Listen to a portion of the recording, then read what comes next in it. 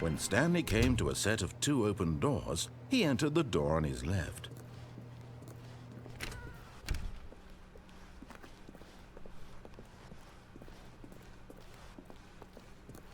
Yet there was not a single person here either.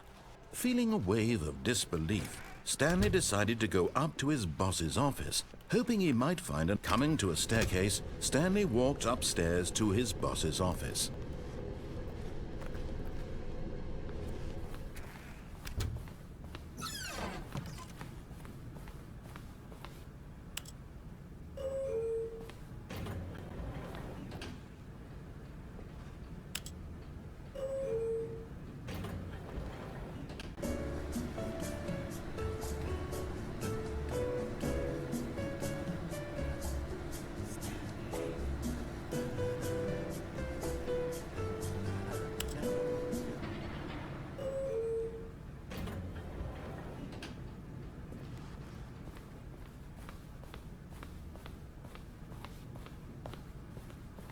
The moment he entered his manager's office, Stanley froze in his tracks. Not a living soul anywhere. Could he really be all alone? This was too much for Stanley to take. Too much for any man to take. He fell to his knees, bursting into half moans, half sobs, the guttural retching of life from a man in... Stanley was in such a rush to get through the story as quickly as possible, he didn't even have a single minute to just let the narrator talk. That kind of anxiety isn't healthy, so he relaxed for a few moments with some calming New Age music.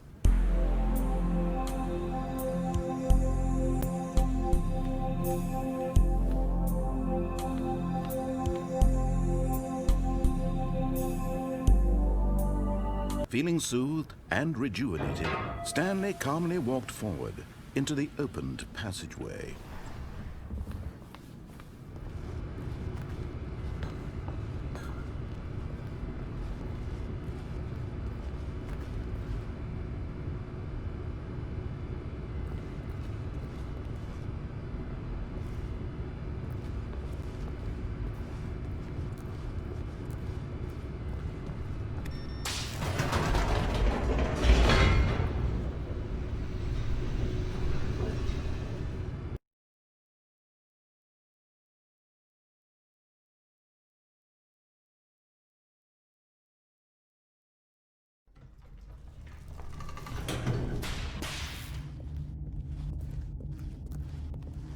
Stanley walked straight ahead through the large door that read Mind Control Facility.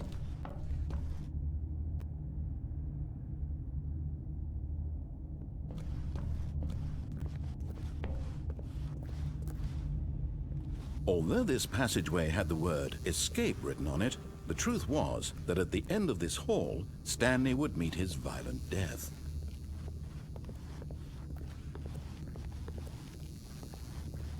The door behind him was not shut. Stanley still had every opportunity to turn around and get back on track.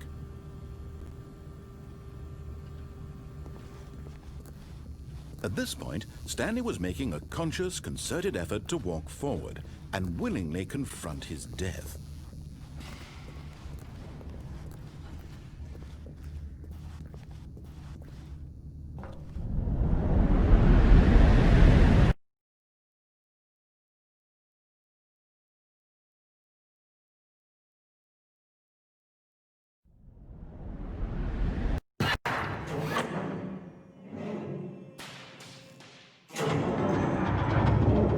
As the machine whirred into motion and Stanley was inched closer and closer to his demise, he reflected that his life had been of no consequence whatsoever. Stanley can't see the bigger picture. He doesn't know the real story, trapped forever in his narrow vision of what this world is. Perhaps his death was of no great loss, like plucking the eyeballs from a blind man. So he resigned and willingly accepted this violent end to his brief and shallow life. Farewell, Stanley.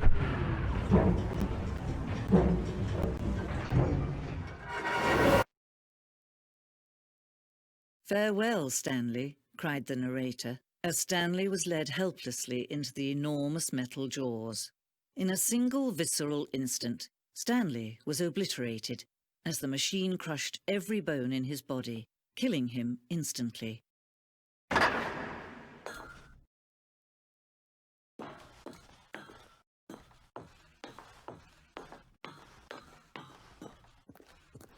And yet it would be just a few minutes before Stanley would restart the game, back in his office, as alive as ever. What exactly did the narrator think he was going to accomplish?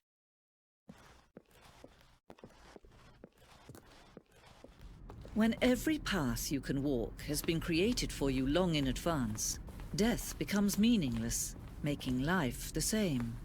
Do you see now? Do you see that Stanley was already dead from the moment he hit start?